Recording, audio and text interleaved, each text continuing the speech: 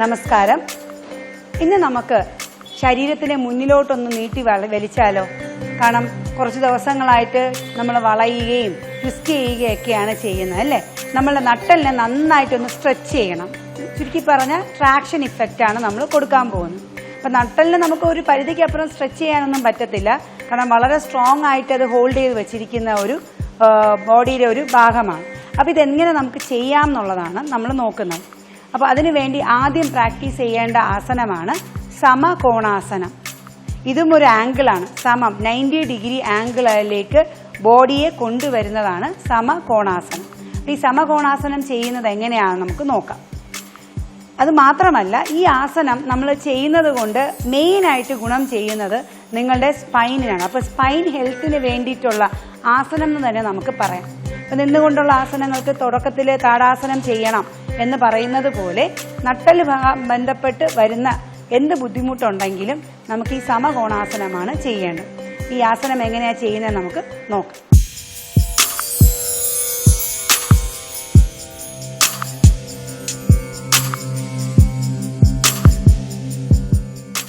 സമകോണാസനത്തിന് ആദ്യത്തെ സ്റ്റെപ്പ് എന്ന് പറയുന്നത് നമ്മളെ കാലൊരു 1.5 അടി അകൽച്ചത്തിൽ ഇതുപോലെ അകത്തി വെക്കണം. ഒരു 1.5 അടി, അതിന് മേലെ വേണ്ട. ഒരു നോർമൽ ടൈൽസ് ആണെങ്കിൽ ഒരു ടൈൽസ് ആണ് അതിൻ്റെ കറക്റ്റ് അകലം എന്ന് പറയുന്നത്, സാധാരണ ഒരു സ്ക്വയർ ടൈൽസ് ആണെങ്കിൽ. അപ്പോൾ ഈ 1.5 അടി അകൽച്ചത്തിൽ ഞാൻ കാലകത്തി വെച്ചു. എൻ്റെ ഇടുപ്പ് ഭാഗം കൈ വയ്ക്കുക തുടക്കക്കാർ. എന്നിട്ട് മുന്നിൽ കാണുന്ന വസ്തുവിലേക്ക് നോക്കുക. ഒരു പോയിന്റിലേക്ക് നമ്മൾ ദൃഷ്ടി പതിപ്പിച്ചു. എന്നിട്ട് നമ്മളെ തോള് നമ്മൾ ഒരു സാധനം എടുക്കുന്നത് പോലെ ഫസ്റ്റ് നമ്മളുടെ അപ്പർ ചെസ്റ്റ് റീജിയൻ നന്നായിട്ട് സ്ട്രെച്ച് ചെയ്യുക. അതിനുശേഷം ഇതിനപ്പുറം എനിക്ക് സ്ട്രെച്ച് ചെയ്യാൻ പറ്റത്തില്ല. അപ്പോൾ നമ്മൾ എന്ത് ചെയ്യണം? ഹിപ്പ് പതുക്കെ ഒന്ന് ബാക്കിലോട്ട് പുഷ് ചെയ്യണം. പറയാം 90 ഡിഗ്രിയിൽ നിന്ന് മാറിയാണ് എൻ്റെ കാല് നിൽക്കുന്നത്. അപ്പോൾ ഈ ഒരു ലെവലിലേക്ക് വന്നു. ഇനി മാക്സിമം വീണ്ടും ഞാൻ ഒന്നും കൂടെ ഒന്ന് സ്ട്രെച്ച് ചെയ്യും. എൻ്റെ കാഫ് മസിലിൽ നല്ല സ്ട്രെച്ചിങ് വരും.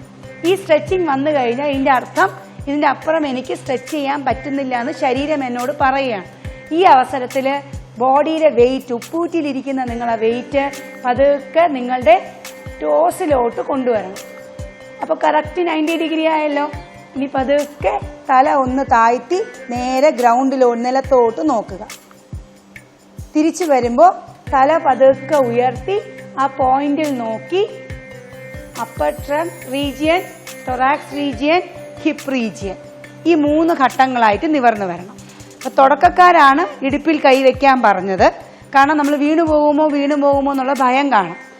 ആ ഭയം ഒഴിവാക്കണമെങ്കിൽ മുന്നിലൊരു കസേര വെച്ച് വേണമെങ്കിൽ നമുക്ക് ചെയ്യാം. ഇനി ഇത് നമ്മൾ റെഗുലറായിട്ട് പ്രാക്ടീസ് ചെയ്തവരെങ്ങനെയാണ് ചെയ്യേണ്ടത്? ശ്വാസം എടുത്തുകൊണ്ട് പതുക്കെ കൈ മേലോട്ട് നിവർത്തി. എന്നിട്ട് ഹിപ്പ് പതുക്കെ പുറകിലേക്ക് പുഷ് ചെയ്ത് ഒരേപോലെ മുന്നിലേക്ക് വന്നു. കാഫ് മസിൽ സ്ട്രെച്ചിങ് വരുമ്പോൾ ഞാൻ എൻ്റെ വെയിറ്റ് പൂർണ്ണമായിട്ട് ടോസിൽ കൊടുത്ത് ഹെഡ് താഴ്ത്തി കൊണ്ടുവന്നു. ഒരു 10 സെക്കൻഡ് 20 സെക്കൻഡ് അതേ ക്രമത്തിൽ ഹോൾഡ് ചെയ്യുക. തല ഉയർത്തുക. ശ്വാസം എടുത്തുകൊണ്ട് കൈ മേലോട്ട് കൊണ്ടുവരിക. 2 വശത്തായിട്ട് കൈ താഴ്ത്തി താഴേക്ക് കൊണ്ടുവരിക. കണ്ണടച്ചൊന്ന് റിലാക്സ് ചെയ്ത് നിന്നോളൂ. മെയിനായിട്ടും നിങ്ങളുടെ ആദ്യമായിട്ട് ചെയ്യുന്നവർക്ക് പാദത്തിലായിരിക്കും വ്യത്യാസം ഫീൽ ചെയ്യുന്നത്. പാദത്തിലും കാഫ് മസിലിലും 2 സെക്കൻഡ് കഴിയുമ്പോൾ ബോഡി പൂർവ്വാവസ്ഥയിലെത്തും. അപ്പോൾ കണ്ണുകൾ തുറക്കുക. ഇപ്പോൾ നമുക്ക് ചെയ്തപ്പോൾ തന്നെ മനസ്സിലായി അല്ലേ? തുടക്കക്കാരായതുകൊണ്ട് നമുക്ക് കാലിലൊക്കെ നല്ല വലിവ് ഫീൽ ചെയ്യും, നല്ല സ്ട്രെച്ചിങ് ആയിരിക്കും. പക്ഷെ നമ്മൾ റെഗുലറായിട്ട് പ്രാക്ടീസ് ചെയ്യുമ്പോൾ ഈ വേദന അങ്ങ് മാറി പതുക്കെ നമുക്ക് ബാക്കിലുള്ള വ്യത്യാസം ഫീൽ ചെയ്യാൻ പറ്റും.